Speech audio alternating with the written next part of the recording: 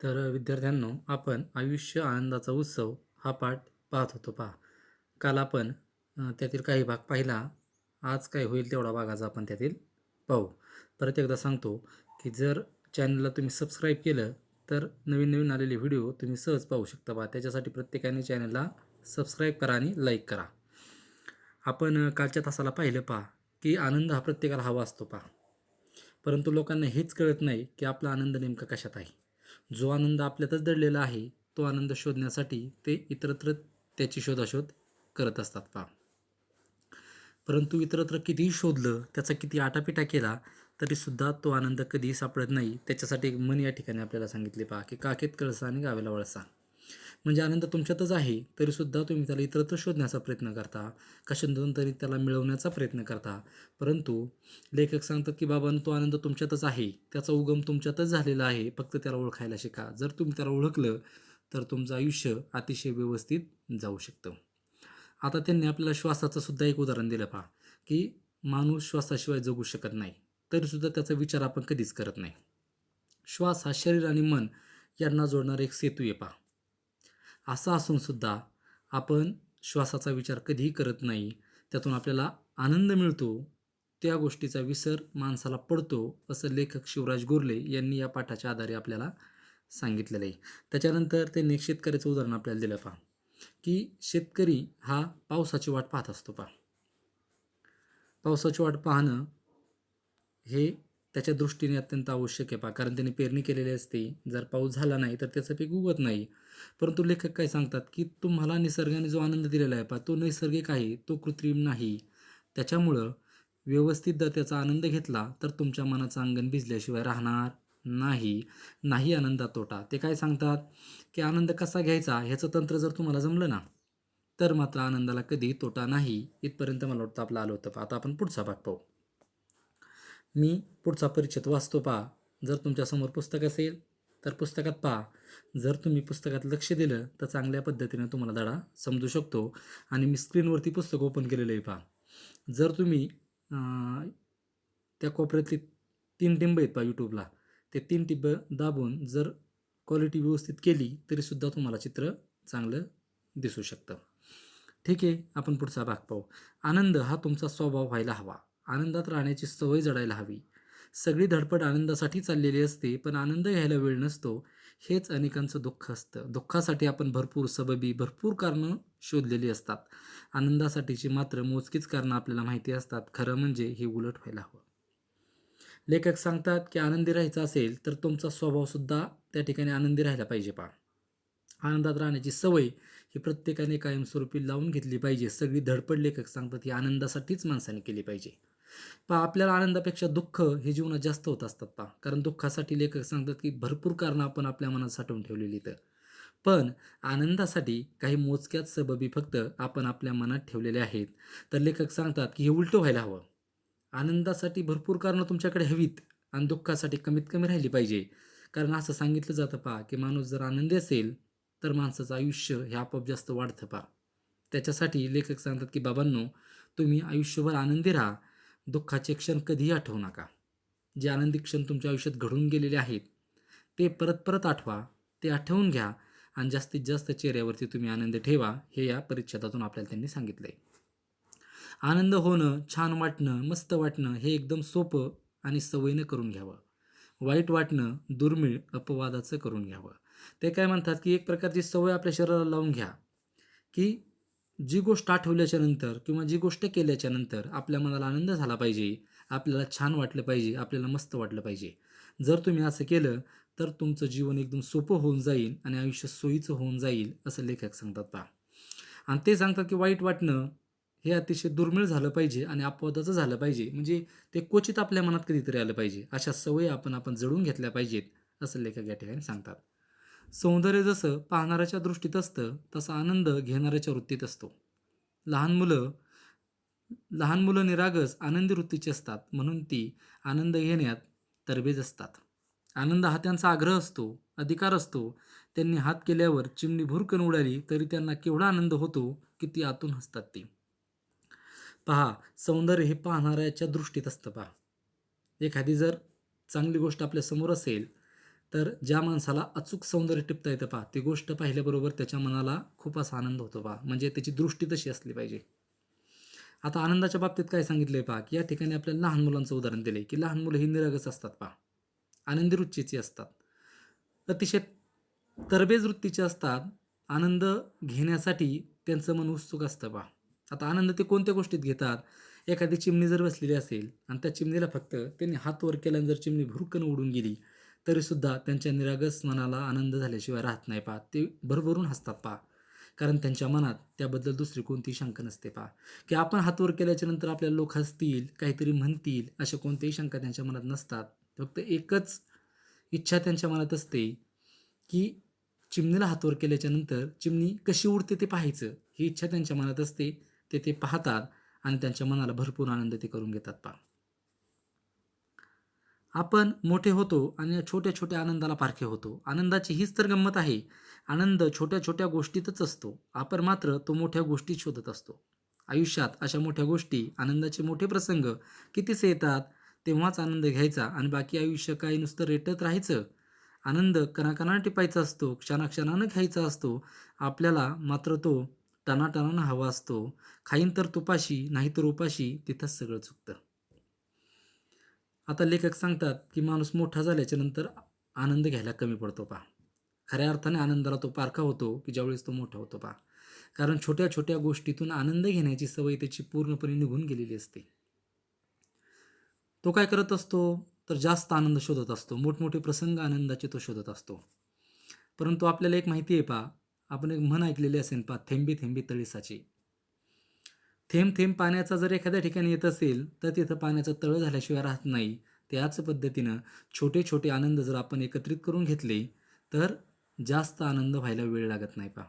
परंतु माणसाला एक सवय झालेली आहे पहा, जे काय असेल त्या अगोदर मला पाहिजे, जी गोष्ट हवी आहे त्या अगोदर माझ्याकडे, नंतर दुसऱ्याकडे. आनंदाच्या बाबतीत सुद्धा आनंद अगोदर मला किती पाहिजे, जास्तीत जास्त पाहिजे, कमी आनंद मला नको. मग तो काय करतो, आनंद शोधण्याच्या नादात सगळं आयुष्य त्याचं वाया घालवतो पहा, तरीसुद्धा मोठा आनंद त्याच्या आयुष्यात कधीच येत नाही. आता या ठिकाणी एक शब्द वापरलाय पहा, की आनंद हा क्षणाक्षणानं घ्यायचा असतो. आपल्याला मात्र तो कसा पाहिजे, टनाटनानं हवा असतो. टन 1000 किलोचा 1 टन होतो पहा. परंतु किलो किलोनं आनंद कुणीच घेत नाही. किलो किलोनं म्हणजे थोडा थोडा. माणसाला आनंद हवा असतो तो टनाटनानं. खाईन तर तुपाशी नाही तर उपाशी, ही माणसाची वृत्ती बनलेली आहे पहा. खायला मला डायरेक्ट तूप पाहिजे, नसेल तर मी उपाशी राहीन, परंतु भाजी भाकरी कधीच खाणार नाही. परंतु बाबा रे, तुला जगण्यासाठी आधी भाजी भाकरीची आवश्यकता असते. तू जर कष्ट घेतले, नक्कीच तू तूपसुद्धा खाऊ शकशील. हे मात्र माणूस पूर्णपणे विसरून गेलेला आहे. पुढं पाहू पहा. निसर्गात तर काय आनंद भरून राहिलेला आहे. निसर्गात तर काय आनंद भरून राहिलेला आहे. देता किती घेशील दोकराने, अशीच अवघी परिस्थिती आहे.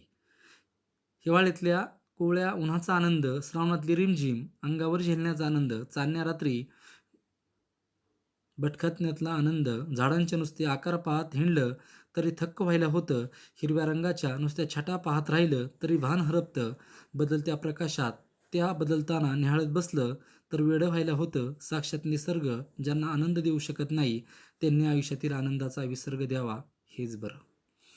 पहा, निसर्गा इतका आनंद ह्या जगात कुणीच देत नाही पहा. आपल्याला जर भरभरून आनंद कोण देत असेल तर तो निसर्ग देतो पहा, आणि त्याची बरीच उदाहरणं आपल्याला या ठिकाणी सांगितलेली आहेत पहा. हिवाळ्यातल्या कोवळ्या उन्हाचा आनंद, हिवाळ्यात थंडीचे दिवस असतात पहा, आपल्याला थंडी वाजत असते. ह्या थंडीत जर तुम्ही बाहेर कोवळ्या उन्हात जाऊन बसला तर मनाला एक वेगळाच आनंद त्या ठिकाणी मिळतो पहा. त्याच्यानंतर श्रावणामध्ये रिमझिम पाऊस पडत असतो पहा. रिमझिम पाऊस ज्यावेळी आपल्या अंगावर पडतो त्यावेळेस एक वेगळाच आनंद त्या ठिकाणी आपल्या मनाला होत असतो. चांदण्या रात्री भटकण्याचा आनंद, चांदण्या रात्री तुम्ही कुठेतरी बाहेर जाण्याचा बेत आखा पहा, कुठेतरी फिरायला जा. चांदण्या रात्री जात असताना मनाला एक वेगळीच अनुभूती आल्याशिवाय त्या ठिकाणी राहत नाही पहा. आता ते काय सांगतात पहा, की झाडाचे नुसते आकार पाहत हिंडलं तरी मन थक्क व्हायला होतं पहा. तुम्ही जंगलात जा, जंगलात गेल्याच्या नंतर वेगवेगळ्या प्रकारची झाडं आपल्याला त्या ठिकाणी पाहायला मिळतात. विस्तीर्ण फांद्या पाहायला मिळतात. त्या झाडांकडे पाहिल्याच्या नंतर सुद्धा मनाला एक वेगळा आनंद झाल्याशिवाय राहत नाही. म्हणजे हा निसर्ग वेगवेगळ्या प्रकारे आपल्याला आनंद देत असतो पहा. आपल्याला आयुष्यातील आनंद टिपण्याची एक संधी देत असतो. परंतु लेखकाने आधीच सांगितले पहा, की या निसर्गामध्ये जे काही निसर्गाने आपल्याला दिलेलं आहे पहा, तर ते सगळं सौंदर्य टिपण्यासाठी ती दृष्टी आपल्याकडे असली पाहिजे पहा. आणि ज्यांच्याकडे ही दृष्टी आहे ते भरभरून आनंद निसर्गाचा घेत असतात पहा. मी एक उदाहरण नेहमी सांगत असतो पहा, की हिवाळ्यामध्ये ज्यावेळेस गव्हाचं पीक घेतलं जातं पहा, त्यावेळेस सकाळी ज्यावेळेस आपण पहाटे 6, 6:30, 7च्या दरम्यान शेतामध्ये जातो पहा, गेल्याच्या नंतर प्रत्येक गव्हाच्या शेंड्यावरती एक पाण्याचा टिपका असतो पहा. त्या टिपक्या त्या टिपक्यामध्ये ज्यावेळेस सूर्याचा प्रकाश पडतो, ज्यावेळेस आपण त्याच्याकडे पाहतो, त्यावेळेस अशी अनुभूती आपल्याला मनाला होते पहा, की जणू काही प्रत्येक गव्हाच्या शेंड्यावरती एक सोनेरी खडा त्या ठिकाणी ठेवलेला आहे पहा. हे निसर्गाचं सौंदर्य पाहता क्षणी भरपूर आपल्या मनाला आनंद मिळतो पहा. म्हणजे आनंद हा कोणत्या गोष्टीतून घ्यायचा हे आपल्या मनावर असतं पहा, आणि त्यातच माणसाने समाधानी राहायचं असतं, असं लेखकाने या ठिकाणी आपल्याला सांगितलेलं आहे. ते सांगतात की आतलं दुःख जर बाहेर काढायचं असेल ना, तर अगोदर काय करा, तुमच्या मनातील आनंद जर घ्यायचा असेल तर अगोदर दुःखाला बाहेर काढा, नंतरच त्या आनंदाला तुम्ही आत घेऊ शकता. आता पुढं काय सांगितलंय पहा, निसर्ग संगीताच्या 7 सुरांमध्ये तर 7 जन्म पुरेल एवढा आनंद राहिलेला आहे. आता आपण पाठ शिकताना पाहिलं होतं पहा, की आनंद देणारे घटक म्हणजे पहिला निसर्ग आहे पहा, म्हणजे झाडे झुडपे असतील, त्याच्यानंतर संगीतसुद्धा आहे, त्याच्यानंतर पुस्तकांची काही उदाहरणे आपल्याला त्यांनी यामध्ये सांगितलेली आहेत. ते सांगतात की संगीताचे जे काही 7 सूर आहेत पहा, ते 7 जन्म पुरेल एवढा आनंद त्यांच्यात भरून राहिलेला आहे, आणि तो आनंद देण्याचं काम ते आपल्याला करत असतात. आपलं शास्त्रीय संगीत ही तर आनंदाची इस्टेटच आहे. आता शास्त्रीय संगीताचं उदाहरण दिलं आहे पहा, की शास्त्रीय संगीत जर आपण ऐकलं तर मनाला भरभरून आनंद मिळतो, आणि ते एक आपली संपत्ती आहे असं लेखक सांगतात, ती आपली इस्टेट आहे. आता पुढं आपल्याला काही लेखकांची नावं दिलेली आहेत पहा, संगीतकारांची नावं दिलेली आहेत. कुमार गंधर्व, पंडित भीमसेनजी, पंडित जसराज किशोरी आमोणकर यांचं गाणं आपण ऐकू शकतो, हे केवळ भाग्यच म्हणायला हवं. आत्मिक आनंद म्हणतात तो यापेक्षा फारसा वेगळा नसावाच. आत्म्याच्या या भाषेत गाता आलं नाही तरी ऐकता येतच ना. कलाकार मंडळी तरी जगतात ती कलेच्या मस्तीतच. एखाद्या कलेशी आपणही दोस्ती करू शकतो, तर एका वेगळ्याच विश्वात वावरता येतं. निर्मितीच्या आनंदाशी नातं जोडता येतं. या आनंदाची जात काही वेगळीच असते, पण कलावंत होता आलं नाही तरी रसिक होण्याचा आपला अधिकार कुणीच नाकारू शकत नाही. कलेच्या आस्वादातला अनोखा आनंद हा आपणच आपल्याला बहाल करू शकतो. निर्मिती म्हणजे काही प्रत्येकानं ताजमहाल बांधायला हवं असं थोडंच आहे. पोरांच्या बरोबरीनं दिवाळीतला किल्ला करणं ही मौजच असते. पहा आनंद. ते सांगतात की संगीतामध्ये आनंद दडलेला आहे. आपल्याकडे जे काही शास्त्रीय संगीत आहे ती आपली खरी इस्टेट आहे पहा. या ठिकाणी कुमार गंधर्व असतील, पंडित भीमसेनजी असतील, पंडित जसराज असेल, यांची उदाहरणं या ठिकाणी आपल्याला दिलेली आहेत पहा. ते सांगतात की आपण त्यांचं गाणं ऐकतो हे आपलं खऱ्या अर्थाने भाग्य आहे. ते सांगतात की कलेबरोबर आपण काय केली पाहिजे, दोस्ती केली पाहिजे. लेखक सांगतात की आनंद घेण्याच्या बाबतीत कधी मागं सरू नका. आपल्याला गाणं म्हणता येत नाही म्हणून यात दुःख कधीच वाटू घ्यायचं नाही. तर यात आनंद मिळून घ्यायचा, की ठीक आहे आपण गाणं म्हणू शकत नाही, परंतु आपला रसिक होण्याचा अधिकार कुणीही हिरावू शकत नाही, कारण गाणं ऐकण्याचा अधिकार आपला आहे पहा. एखादं छान गाणं चाललं असेल तर आपल्या कानांना ते सांगण्याची आवश्यकता वाटत नाही, कारण छान गाणं असेल तर त्याला वन्स झाल्याशिवाय सुद्धा राहत नाही. आपोआप माणसाच्या तोंडातून शब्द बाहेर पडतात की खरंच हे गाणं आपण परत ऐकलं पाहिजे. म्हणजे आपल्या मनाला त्या संगीतामधून, त्या गाण्यामधून एक प्रकारे ऊर्जा मिळत असते, एक प्रकारे आनंद मिळत असतो पहा. आता निर्मिती म्हणजे काय, तर प्रत्येकाने ताजमहाल बांधायचा का असं लेखक सांगतात की नाही. निर्मिती म्हणजे प्रत्येकाने ताजमहालच बांधला पाहिजे असं नाही, कारण ताजमहाल बांधल्यानंतर आनंद झाल्याशिवाय राहणार नाही पहा. जर आपल्या हातून ताजमहालासारखी एखादी वस्तू बांधली गेली तर मनाला आनंद होतो पहा. पण आनंद आपल्यातून घ्यायचा असतो, आपली कला जशी आहे तसा प्रयत्न करून आनंद घ्यायचा असतो. मग लेखक सांगतात की समजा काही मुलं जर दिवाळीचा किल्ला बनवत असतील, तर एखाद्या मुलाला काहीच येत नाही, त्या मुलाने जर किल्ला बनवायला घेतला, त्याने कसाही किल्ला केला तरीसुद्धा त्याला त्यातून मौज येत असते, त्यातून त्याला आनंद मिळत असतो, कारण त्याची ती स्वनिर्मिती असते पहा. आणि स्वनिर्मितीमध्ये खरंच एक आनंद दडलेला असतो पहा. कोणतीही गोष्ट तुमच्या हाताने तयार करून पहा, ती गोष्ट तयार केल्याच्या नंतर तुमच्या मनाला आनंद मिळल्याशिवाय राहणार नाही. फक्त ती गोष्ट आपण केली पाहिजे पहा. शिकण्यातला आनंद हा तर आयुष्यात न संपणारा असतो. शिकलेलं शिकवण्यातही आनंद असतो. हा आनंद आपण किती घेतो, नाईलाजाने नव्हे, परीक्षा देण्यासाठी नव्हे, की कुणावर उपकार म्हणून नव्हे. का लेखक सांगतात की शिकण्यात सुद्धा एक प्रकारचा आनंद आहे, परंतु शिकण्यात आनंद तर आहेच, परंतु शिकलेलं दुसऱ्याला शिकवण्यात सुद्धा खूप मोठा आनंद आहे पहा. लेखक सांगतात की हा आनंद आपण किती घेतो हे त्याच्यावर अवलंबून आहे पहा. आणि ते काय सांगतात की नाईलाजाने किंवा परीक्षा देण्यासाठी हा आनंद कधीही घ्यायचा नसतो. कुणाला उपकार व्हावेत म्हणून सुद्धा हा आनंद कधीच घ्यायचा नसतो.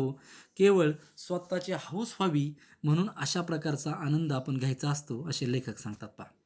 एखादी कला, एखादी भाषा, एखादा खेळ माणसं स्वतःची हौस, स्वतः छंद विसरू कसा शकतात हे मला न उलगडलेलं कोड आहे. पहा बरेच लोक असे असतात पहा की लहानपणी एखादी कला अवगत असते पहा त्यांना, एखादी वेगळी भाषा अवगत असते, एखादा खेळ अवगत असतो, एखादी हौस त्यांना अवगत असते, एखादा छंद त्यांना अवगत असतो पहा. परंतु लेखक सांगतात की मोठे झाल्याच्या नंतर ती माणसं तो छंद पूर्णपणे कसे काय विसरून जातात हे मला न उलगडलेलं कोड आहे. माणसं तो छंद का लावून घेत नाहीत हे एक लेखकाला कोडं पडलेलं आहे पहा. खेळाचा आणि छंदाचा उद्देश केवळ आनंद हा असतो. पोटापाण्यासाठी उद्योग आणि आनंदासाठी छंद इतकं हे साधं गणित आहे. आणि छंद म्हणाल तर तो अगदी कुणालाही असू शकतो. पहा प्रत्येक माणूस जन्माला आल्याच्या नंतर काय करत असतो? पोटापाण्यासाठी व्यवसाय करत असतो पहा. कारण माणसाला जगण्यासाठी पैशाची गरज असते. मग लेखक या ठिकाणी काय सांगतात की जसं आपण आपल्या फायद्यासाठी किंवा पैसे कमवण्यासाठी एखादा उद्योग करतो पहा, तसंच लेखक सांगतात की आपण आपल्या आनंदासाठी एखादा छंद जोपासला पाहिजे पहा, की ज्यामुळं आपल्या मनाला काय मिळेल? आनंद मिळेल. आता पुढं गेल्यानंतर आपल्याला असंही सांगितलं आहे पहा की माणूस जन्माला आल्याच्या नंतर आपण जेवढा काही संपत्ती कमवतो पहा, जेवढा काही पैसा कमवतो, तो सगळा पैसा आपण आनंदी राहण्यासाठी कमवतो पहा. परंतु त्या पैशामुळं आनंद होण्याऐवजी आपल्याला दुःख जास्त होतात पहा. कारण पैसा आला की तुमचे खर्च वाढतात आणि खर्च वाढला की तेवढंच दुःख तुम्हाला आपोआप होत असतं पहा. म्हणजे माणूस हा पैसा स्वतःसाठी कमावतो का दुसऱ्यासाठी कमावतो हेही आपल्याला कळत नाही. मग ते सांगतात की आयुष्यात असे काही छंद जोपासा की तुमच्या मनाला आनंद मिळेल आणि त्या आनंदातून तुमचं आयुष्य वाढेल. वेगवेगळे दगड गोळा करण्याचं किंवा पक्षी निरीक्षणाचा छंद, कसलं कसलं वेड घेतात लोक डोक्यात, पण तेच त्यांच्या आनंदाचं आणि उत्साहाचं रहस्य असतं. आनंद हवा असेल तर थोडं वेडं व्हायला लागतं. नेहमी शहाणं-सुरतं राहून जमत नाही. आता काय काय लोकांना वेगवेगळे छंद असतात पहा. एखाद्या माणसाला वेगवेगळे दगड गोळा करण्याचा छंद असतो पहा. ते काय करतात की कुठं आपल्या शेतात आल्याच्यानंतर जर एखादा वेगळा दगड दिसला तर लगेच ते हातात घेतात आणि खिशात ठेवतात पहा. त्यांना ते वेड लागलेलं असतं पहा. त्यातून ते आनंद मिळवतात. काही काही लोकांना पक्षी निरीक्षणाचा छंद असतो पहा, की एखादा पक्षी बघितला की त्या पक्षाकडे लक्ष देऊन पाहायचं, त्याचं निरीक्षण करायचं आणि त्याची एखादी कल्पना पुस्तकात लिहून काढायची पहा. असे वेगवेगळे छंद लोकांना असतात पहा. आता काय काय लोकांना वाहनांचा छंद असतो पहा. एखादी गाडी पाहिली की ती गाडी कोणत्या कंपनीची आहे हे जाणून घेण्याचा छंद आजकालच्या वयात जी काही मुलं असतात त्या मुलांना छंद लागलेला असतो पहा. किंवा एखादा मोबाईल, जे काही मोबाईल दिसतील तो मोबाईल लगेच जवळ घ्यायचा, त्याचं निरीक्षण करायचं, त्यात काय काय नवीन आहे असले छंदसुद्धा आजकालच्या मुलांना आपल्याला पाहायला मिळतात. आता या ठिकाणी काय सांगितलं आहे पहा, की थोडंसं आहे ना आपण वेडं झालं पाहिजे असं लेखक सांगतात पहा. ते काय सांगतात की आनंदाचं रहस्य काय आहे, की फक्त शहाणा-सुरता असून चालत नाही. तर माणसाने आनंदी राहण्यासाठी थोडं वेडं व्हायलासुद्धा काही हरकत नाही. शहाणं-सुरतं राहायचं असेल तर वाचनाचा छंद लागतोच. पुस्तकांची सोबत म्हणजे तर अक्षर आनंदाची सोबत. पहा आता ते म्हणतात जर ठीक आहे तुम्हाला जर शहाणच राहायचं असेल ना, तर बाबांनो वाचनाचा आनंद लावून घ्या. कारण वाचक आणि वाचन आणि पुस्तक हे 3 अतिशय महत्त्वाचे घटक आहेत पहा. पुस्तकाची सोबत जर तुमच्याबरोबर असेल, तर आयुष्यात तुम्हाला ज्ञानाच्या बाबतीत कोणतीच गोष्ट कमी पडणार नाही. आणि अक्षर आनंदाची सोबत असते असं लेखक सांगतात. ही सोबत तुम्हाला कधीच दगा देत नाही. या आनंदासाठी टिचून पैसे मोजावे लागत नाहीत. तुमचा हा आनंद कुणीच हिरावून घेऊ शकत नाही. पहा पुस्तकांना जास्त पैसे लागत नाही. वाचनातून भरपूर आनंद मिळतो आणि एकदा मिळालेला आनंद हा तुम्ही कधीच हिरावून घेत नाही. पहा मागच्या वर्षी आपण एक पुस्तकांचा धडा पाहिला होता पहा. त्यात लेखकाने सांगितलं होतं, की ज्या वेळेस माझं मन पूर्णपणे खिन्न होऊन जातं, खचून जातं, त्यावेळेस पुस्तक माझी चांगली सोबत करतात. त्यावेळेस मी काय करतो, दुःखात असताना आनंदाची पुस्तकं वाचतो, की ज्याने माझ्या मनाला एक प्रकारची उभारी मिळते आणि ही पुस्तकं माझी सोबत करतात पहा. मग यात पण तेच सांगितलं आहे पहा, की तुम्ही तुमच्या आवडीची पुस्तकं त्या ठिकाणी काय केली पाहिजेत, वाचली पाहिजेत. जास्त पैसे त्याला मोजावे लागत नाहीत. पुस्तकी ज्ञान तुमच्याकडून कुणीही हिरावून घेऊ शकत नाही पहा. तुमच्याकडे जर पैसे असतील तर ते कुणीही तुमच्याकडून हिरावून घेऊ शकतो. परंतु पुस्तकातून मिळवलेलं ज्ञान हे कुणीही कधीच तुमच्याकडून काढून घेऊ शकत नाही पहा. उलट असं सांगितलं जातं पहा, पैसे दिल्याने कमी होतात, पण तुमचं ज्ञान जर तुम्ही कोणाला देऊ केलं तर मात्र ते ज्ञान कैक पटीने तुमच्यात परत वाढतं पहा, परंतु ते कमी होत नाही. सपाटून वाचावं आणि झपाटून जावं. माणसं अस्वस्थ होतात, उदास होतात, तेव्हा परमेश्वराचा धावा करतात. काही जण अशा वेळी आवडीचं पुस्तक वाचतात. त्या दृष्टीनं पुस्तकाला परमेश्वरच म्हणायला हवं. अशा वेळी मित्रही हवे असतात, पण ते काही नेहमी उपलब्ध नसतात. पुस्तकं म्हणजे कायम उपलब्ध असलेले मित्र असतात. आता पुस्तकाची या ठिकाणी तुलना मित्राबरोबर केलेली आहे पहा. ते सांगतात की ज्यावेळेस काही लोक अस्वस्थ होतात, संकटात असतात, त्यावेळेस देवाचा धावा करतात पहा. तर काही लोक काय करतात, आवडीनं पुस्तक वाचतात. मग लेखक काय सांगतात की हे पुस्तकच परमेश्वर म्हणावं लागेल. खरं तर ते सांगतात की आपण संकटात असताना किंवा दुःखात असताना आपल्याला खऱ्या मित्राची आवश्यकता असते, परंतु मित्र प्रत्येक वेळेसच तुम्हाला उपलब्ध होईल असं सांगता येत नाही. तर त्यावेळेस पुस्तक हाच खरा तुमचा उपलब्ध झालेला मित्र आहे, असं लेखक आपल्याला सांगतात. निसर्गाची सोबत, संगीताची साथ आणि पुस्तकांची संगत असेल तर माणूस जगाच्या पाठीवर कुठेही एकटा राहू शकतो. एकटा असण्यातही एक वेगळाच आनंद असतो. तुम्ही स्वतःच्या अंतरंगात हलकेच डोकावू शकता, स्वतःला ओळखू शकता. आता लेखक काय सांगतात पहा, की जर या 3 गोष्टी तुमच्याबरोबर असतील ना, एक म्हणजे निसर्गाची सोबत, 2 म्हणजे संगीताची साथ आणि तिसरं म्हणजे पुस्तकांची संगत. या 3 गोष्टी जर तुमच्या सोबत असतील, जगाच्या पाठीवर तुम्ही कुठेही एकटे राहू शकता पहा. ह्या गोष्टी जर तुमच्याबरोबर असतील, तर तुम्ही कुठे एकटे जाऊ शकता. एकटेपणा तुम्हाला कधीच वाटणार नाही. तुम्हाला स्वतःच्या अंतःकरणात तुम्ही हलकंच जर डोकावून पाहिलं, तर तुम्ही स्वतःला ओळखू शकता, असं लेखक या ठिकाणी सांगतात पहा. ते सांगतात की तुम्ही या 3 गोष्टीबरोबर संवादसुद्धा साधू शकता. तुम्ही या गोष्टीबरोबर विचारसुद्धा करू शकता. या गोष्टींबरोबर तुम्हाला नवनवीन कल्पना सुचू शकतात. निर्मिती, शोध, साक्षात्कार हे एकटेपणाचेच आविष्कार असतात. जो एकटेपणातला आनंद घेऊ शकतो, थेट जीवनाच्या सोबतीनंच जगू शकतो. दुःख त्याच्या वाटेला कधीच जात नाही.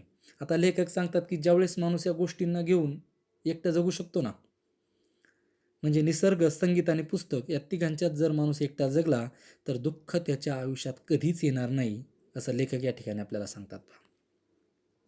आनंदासाठी मन मोकळं असावं लागतं. भूतकाळाची स्मृती आणि भविष्याची भीती या दोन्हींमधून मन मुक्त होतं, तेव्हाच ते आनंद अनुभवू शकतं.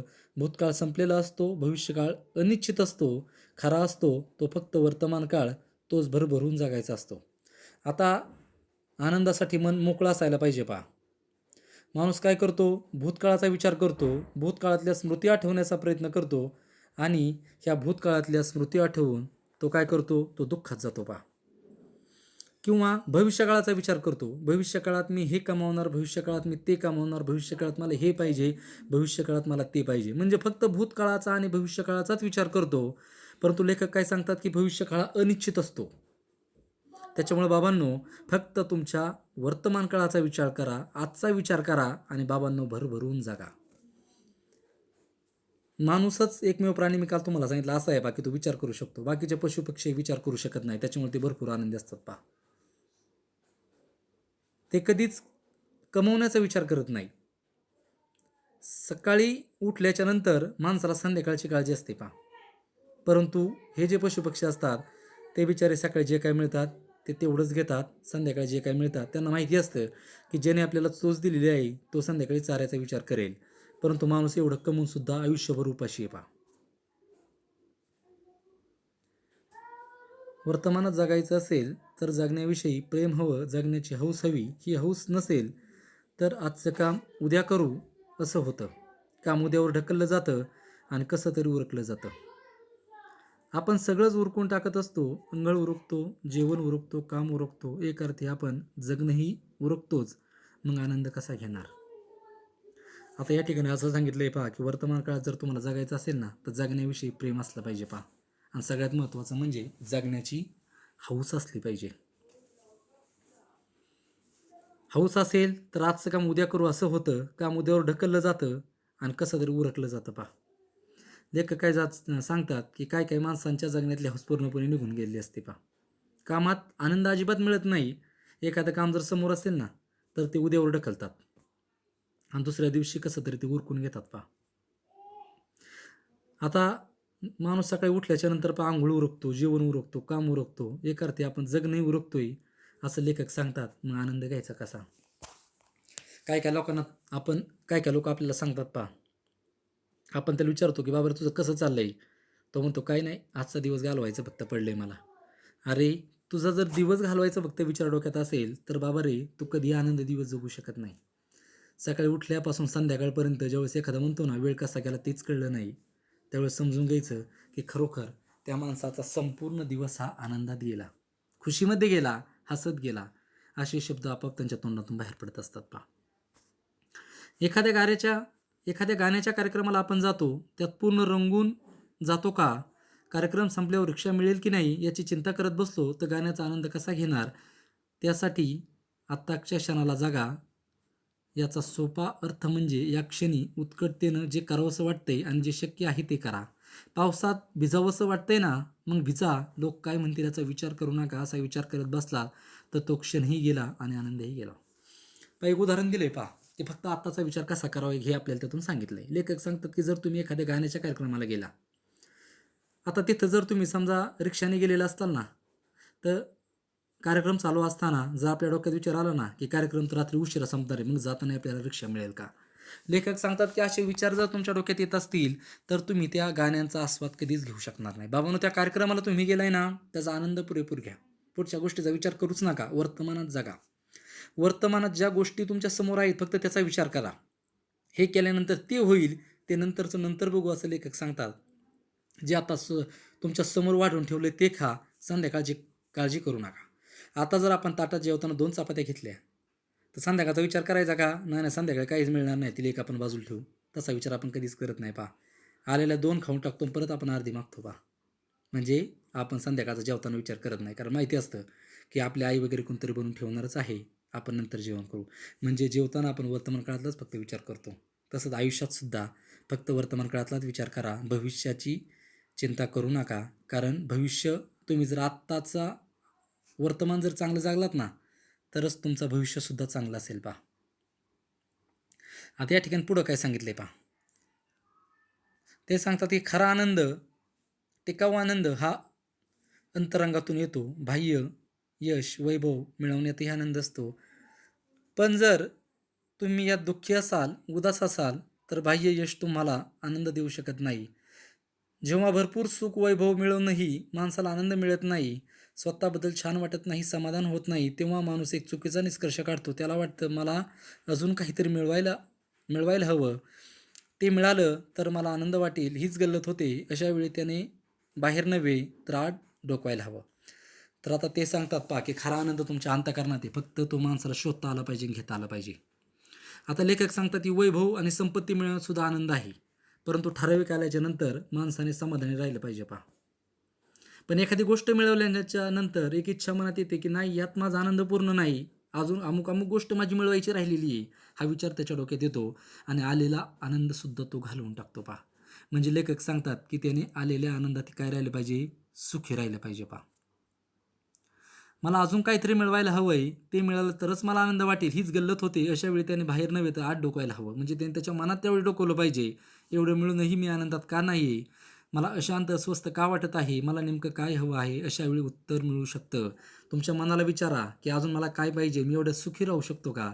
त्यावेळेस तुमचं मन तुम्हाला सांगेल, बाबा रे, भरपूर तुला मिळाले, तू एवढ्यात चांगला सुखी राहू शकतो.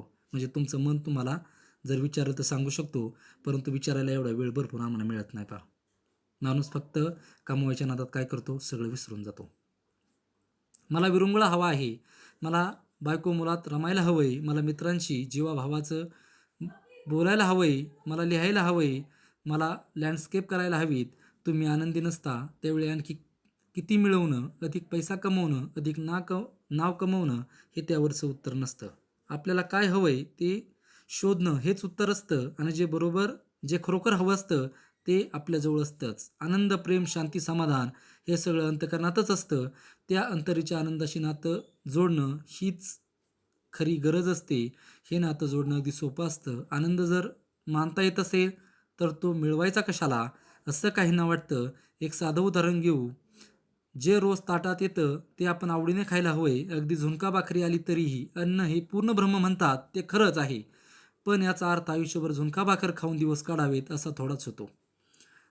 आता या ठिकाणी लेखक सांगतो की प्रत्येक माणसाची एक इच्छा असते पहा. मी कायम माझ्या बायको मुलांच्यात रमून गेलं पाहिजे, माझ्या मित्रांशी मी चांगलं वागलं पाहिजे, त्याच्यानंतर मला सगळं काही मिळालं पाहिजे, मी अधिक पैसा कमवला पाहिजे, अधिक नाव कमवलं पाहिजे, ही प्रत्येक माणसाची इच्छा असते आणि तो आयुष्यभर त्याचा शोध घेत असतो पहा. आणि हे सगळं केल्याच्या नंतर मला आनंद, प्रेम आणि शांती, समाधान मिळालं पाहिजे, हेही त्या माणसाची इच्छा असते पहा. परंतु मी काल सांगितलं, आनंद, प्रेम आणि समाधान हे कोणत्याही दुकानात विकत मिळत नाही. तर ते परत सांगितलंय पहा, की त्याचा शोध बाबा रे तू तुझ्या मनातच घे. जी गोष्ट तुझ्या मनात आहे त्याचा शोध जर तू इतरत्र घेतला तर तो तुला कधीच मिळणार नाही. संपत्ती तुला भरपूर मिळेल, परंतु आनंद मात्र कोणत्याही दुकानात तुला कधीच मिळणार नाही. या ठिकाणी जेवणाचं उदाहरण घेतलंय पहा, की जे आपल्या ताटात येईल ते आपण अन्न हे पूर्ण ब्रह्म मानूनच खाल्लं पाहिजे पहा. जर आपल्या ताटात झुणका भाकर असेल तर झुणका भाकरी खाल्ली पाहिजे. मग लेखक सांगतात की याचा अर्थ असा होत नाही की आयुष्यभर झुणका भाकरीच खाल्ली पाहिजे. अधिक सुखाचे मी सुखाचे म्हणतोय, दिवस यावेत घोडदोड खावं असं वाटणं गैर आहे का? घोडदोड हे सुद्धा पूर्ण ब्रह्मच असतं की. कष्टाची भाकर गोड लागते यात शंका नाही, पण कष्टाचं गोडधोड गोडच लागतं की. ते अधिक गोड लागतं जर त्यात स्वकर्तृत्वाची गोडी मिळवली असेल तर, मिसळली असेल तर. लेखक सांगतात की आता जी कष्टाची भाकरी असते पहा, झुणका भाकरी तर गोडच लागते पहा, परंतु ते सांगतात की गोडधोड खाणं म्हणजे सुद्धा काही चुकीचं नाही पहा. मग काय गोडधोड खाल्लं म्हणजे ते गोडधोड काय पूर्ण ब्रह्म नाही का? तर ते अन्नातच मोडतं पहा. ते खाल्लं तरीसुद्धा अन्न हे पूर्ण ब्रह्मच आहे. पण लेखक सांगतात की हे गोडधोड खात असताना जर तुमच्या कष्टाचं गोडधोड असेल, तर जर तुम्ही कष्ट केलेले असतील तर स्वकर्तृत्वाची गोडी जास्त लागल्याशिवाय राहणार नाही. म्हणजे त्यातून असं सांगायचं आहे की ते खात असताना तुमच्या मनाला आनंद मिळाल्याशिवाय राहणार नाही पहा. एक उदाहरण मी वारंवार वर्गात सांगायचो पहा, की जर तुमच्या खिशात 100 रुपयाची नोट असेल पहा, ती नोट जर तुमच्या वडिलांनी तुम्हाला दिलेली असेल, ती नोट घेऊन जर तुम्ही बाजारात गेला तर वस्तू खरेदी करताना जास्त विचार तुम्ही करत नाही पहा. पैसे कमी करत नाही. एखाद्या माणसाने जर सांगितलं ना हे 20 रुपयाचे, आपण लगेच 20 रुपयाला घेतो पहा. एखाद्या गोष्टीची गरज नाही ती सुद्धा आपण घेऊन टाकतो, पण तेच जर आपल्या कष्टाचे 100 रुपये असतील तर मात्र माणूस त्याचा भरपूर विचार करतो. खरेदी करताना खरंच या गोष्टीची आपल्याला आवश्यकता आहे का? ही गोष्ट आजच घेतली पाहिजे का? असा माणूस विचार करतो. जर गरज असेल तरच ती वस्तू खरेदी करतो पहा. म्हणजे स्वकर्तृत्व, तुमच्या कर्तृत्वाने जर तो पैसा मिळवलेला असेल तर त्याचा आनंद हा कधी भरपूर असतो आणि तो आनंद तुमच्या मनातील अंतःकरणात मिसळतो आणि अधिक द्विगुणित होतो पहा. ठीक आहे, बाकीचा भाग आपण उद्याच्या तासाला पाहू पहा. जास्तीत जास्त मुलांनी हा व्हिडिओ पहा. बरीच मुलं व्हिडिओ पाहत नाहीत. जर तुम्ही व्हिडिओ पाहिले नाही तर तुम्हाला हा धडा नीट समजणार नाही पहा. मी तुम्हाला कालच सांगितलं होतं पहा, की या चॅनलला जर तुम्ही सबस्क्राईब केलं तर व्हिडिओ टाकल्याबरोबर तुम्हाला लगेच कळेल पहा. तर ठीक आहे, काही मुलांनी अजून सबस्क्राईब केलेलं नाही तर जास्तीत जास्त मुलांनी चॅनलला लाईक करा, सबस्क्राईब करा आणि शेअर करा पहा. ठीक आहे, बाकीचा भाग आपण उद्याच्या तासाला पाहू.